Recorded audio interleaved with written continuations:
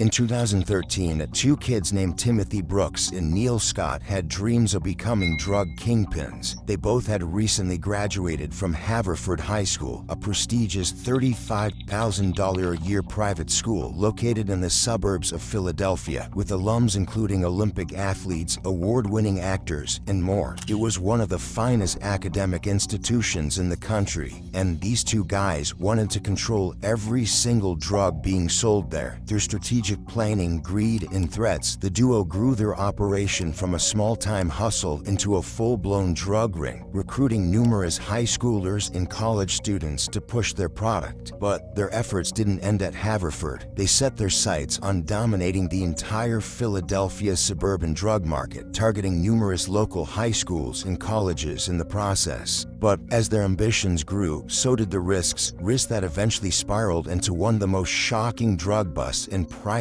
school history. The township of Haverford is a tranquil one, to say the least. With a population of just over 6,500 engulfed in its tree-lined streets, well-maintained lawns, and family-friendly atmosphere, most would consider it the perfect place to raise a family. But this safe, idealistic neighborhood doesn't come without a cost. The average annual income of a household in Haverford is over $266,000. Pair that with an average home price of around $1.2 million, and it's clear that every kid in this neighborhood has a cocaine addiction. Okay, that's a joke, but the families that live here are pretty above average in terms of wealth, which makes it the perfect place for an institution like Haverford High School. This prestigious all-boys prep school is known as one of the finest high schools in the country and has produced all-star humans like gold medal Olympians, MLB players, actors, singers, Super Bowl champions, congressmen, Ivy League professors, and more. It's highly regarded by families within the township as it boasts a strong sense of local pride, active community involvement, and excellent school, hence the price tag of $35,000 a year. And don't get me wrong, that's a shitload of money for just high school, but it seemed to be worth it for these parents, and especially their kids. One graduate claimed it was an absolutely incredible school to the point where it was perfect, a statement that a kid named Neil Scott would agree with. Despite this story taking place in the lavish Haverford Township, Neil actually grew up in a modest one-story home in Paoli, Pennsylvania, about a 19-minute drive from Haverford. His father, who was a carpenter, sent him to Conestoga High School, a way less expensive but very respectable high school. Here, he played lacrosse and was pretty good at it. So good, in fact, that Haverford recruited him on scholarship his junior year to play goalie for them. He started playing lacrosse and water polo while, of course, also receiving all the benefits of his new prestigious institution. To most of his classmates, he seemed like a typical high schooler, a funny, sarcastic kid who enjoyed the occasional toke and solo cup party. But after he graduated in 2008, something changed in him. Whether it was the pressures of adult life creeping up on him, something going on at home, or whatever else, Neil was starting to become a different person. He attended Connecticut College fresh out of high school, and, as you could have guessed, played lacrosse for them. But it seemed like he deteriorated from the all-star goalie he used to be. His teammates described him as a mediocre athlete at best, some even going as far as labeling him terrible. You would also get pissed off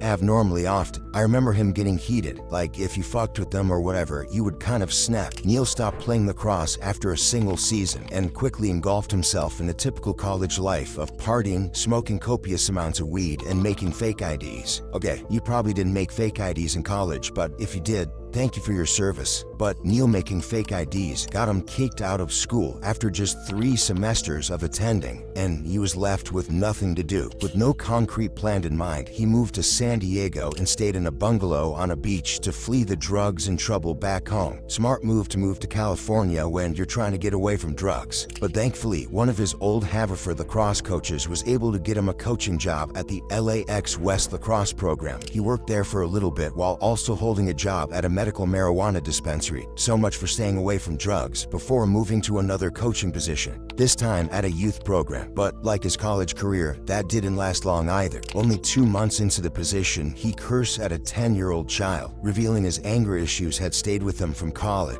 After being fired, he once again fell into his old routine of being a druggie, but this time with harder drugs like Xanax and other prescription pills. His boss at the youth program said it best: he started losing grip with reality. With seemingly all hope lost, Neil moved back to Philadelphia with absolutely no clue what his future held. Well, except for one idea. When he returned home by late fall of 2013 with no cash in his pockets, he hit up an old Haverford teammate, a guy named Stocky Euler, and pitched a genius money-making idea. Yo Stocky, it's Neil from Hford, just got back from Cali, got a bunch of greens. Know anyone around Philly who might be interests? Ha ha ha, yo brother, how are you? Like, weight? Doing pretty well, man. Yeah, got a lot of weight. Constant supply, great numbers. So yeah, Neil's fantastic idea was to deal drugs. However, Stocky wasn't going to be Neil's partner in all of this. A kid named Timothy Brooks was. Timothy had a very different upbringing than Neil. And by different, I mean he was way more loaded. He grew up in Villanova, Pennsylvania, where there are wide, leafy streets, houses far enough apart to where you don't have to talk to your neighbors, and an average household income of over $400,000. His father, who was an executive at a local HR firm, had more than enough means to afford Haverford High School for his son. And it's safe to say his son enjoyed it thoroughly. Timothy was your typical cool kid type of guy at Haverford. He was the captain of the lacrosse team, played squash and golf on the side, and was super successful in anything he did. And to top off the persona, he hated school. If someone ever decides to write like Shakespeare again, they should be beat up. His gifted athletic abilities landed him a lacrosse scholarship at the University of Richmond, a school he claimed was everything he wanted. The school has a great academic reputation, is in a perfect region, and the campus is awesome. Life was perfect for Timothy, but less than a month into his freshman year at college, disaster struck. Like Neil, Timothy had to drop out of school almost as quickly as he got there, but not for the same reason. He sustained a terrible shoulder injury, an injury so bad that it required serious surgery and him to drop out of Richmond. This was a devastating blow to Timothy. Lacrosse was his identity, and he was so talented at the sport. But this career-ending injury put him in a dark place. A place where he thought that dealing drugs with Neil was a fantastic idea. While sitting in his childhood bedroom, bored out of his mind, Timothy was desperate to earn some money to get out on his own. Even though he smoked in high school, he had never dealt drugs or shown interest in it at all. But him not having lacrosse anymore threw all logic out the window. It's not clear how Neil and Timothy got in contact. Maybe Neil hit up Timothy in the same way he did Stocky. But regardless of how they reconnected, they started to formulate a plan around the fall of 2013 to push some serious amounts of products.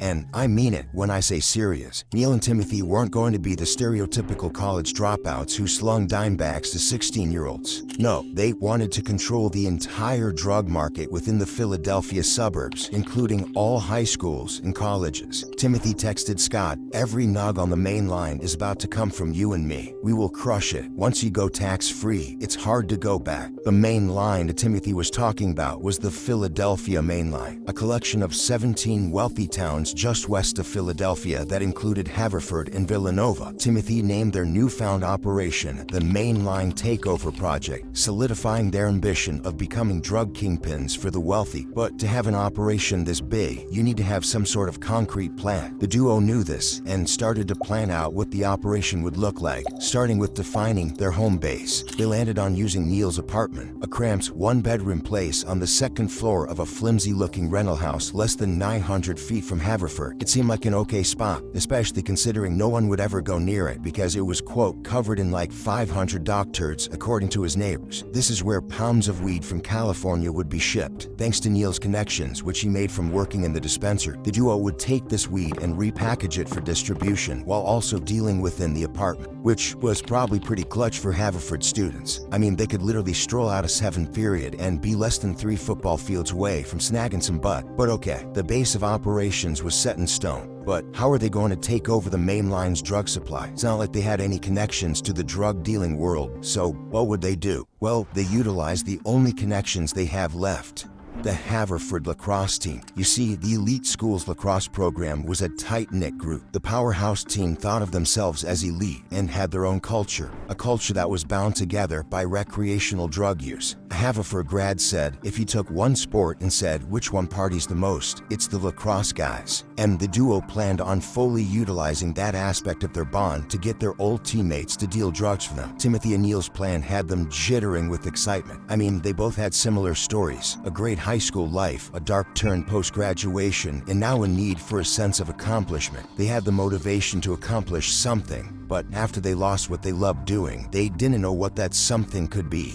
But now they did. According to an ex-coach from Haverford, most alumni go on to become great fathers and husbands and give back to the prep school in the form of money or time. But instead of those things, the duo was going to give back drugs. In October 2013, Neil and Timothy officially began the Main Line Takeover Project and got off to a decent start. Neil successfully recruited 2 lacrosse friends right off the bat, a 23-year-old named Chester Simmons and, as we saw before, a 23-year-old named Stocky Euler. Timothy, on the other hand, brought in an 18-year-old senior at Haverford named Dan McGrath, a guy Timothy described as a highly motivated poor kid. Just convinced my Haverford guy to build his empire and stop Gramps. Sounds good to me, like those kinds of kids. But of course, these kids weren't the only ones dealing. Neil and Timothy were putting in equal, if not more, effort to push products, and the kids that came by home base to cop knew they weren't fucking around. One kid who bought from them remembered climbing up the creaky wooden staircase of Neil's apartment and entering his living room to see the ounce of weed he was buying next to a 9mm handgun. He had his guns out in plain view, the guy recalls. White kids see a gun, myself included, and they're not going to cause a problem. Now personally, I wouldn't be the type of guy to keep buying drugs from a crackhead-looking fellow with a gun, but this threatening aura seemed to work. Over the first few months in operation, the Main Line Takeover Project was going precisely as planned. Timothy kept supplying his 18-year-old senior, and Neil would drive ounces to Lafayette and Gettysburg College to supply Chester and Stocky, while also continuing their efforts to recruit more high school kids. Timothy and Neil were drooling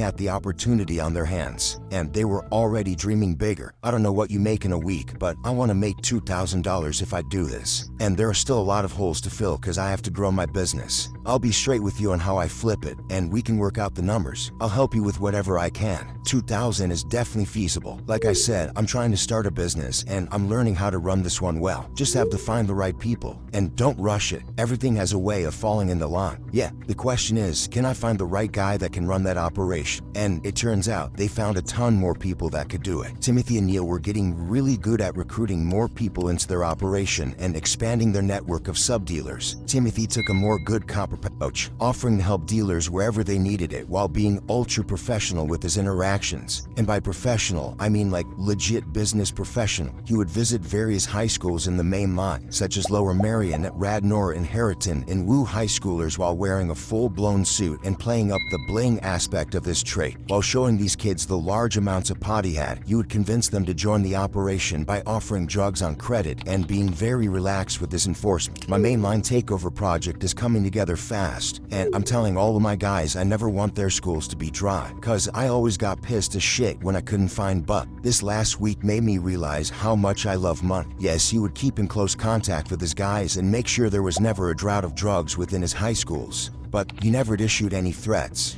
Unlike Neil, this man took a way more aggressive approach, constantly pushing his guys to identify new customers and carrying a menacing tone when they didn't do what he wanted. You have $1,000 bounty on your head. I will find you. Piece of shit. Heard you ripped off more people on your campus. Between the nice guy and dickhead approach, the duo was quickly expanding into many more high schools and colleges. They tapped into 5 different high schools and 3 colleges while recruiting 9 total sub-dealers in the process. Not bad for being in business for only 4 months. With their now enlarged network of drug-dealing kids and more money coming in from offering different products like cocaine and ecstasy, the guys couldn't have been happier with how things were going. When you were a senior at Haverford, did you ever think you could pull that? Only dreamed it. There is a much bigger market than just a pound at each of these schools. Conestoga alone is a couple a week. Neil and Timothy finally had a sense of accomplishment in their life. All of their hardships were in the past, and now all they could think about doing was tackling more schools, slinging more drugs, and growing the Main Line Takeover Project as much as they could. This operation was everything they could have asked for.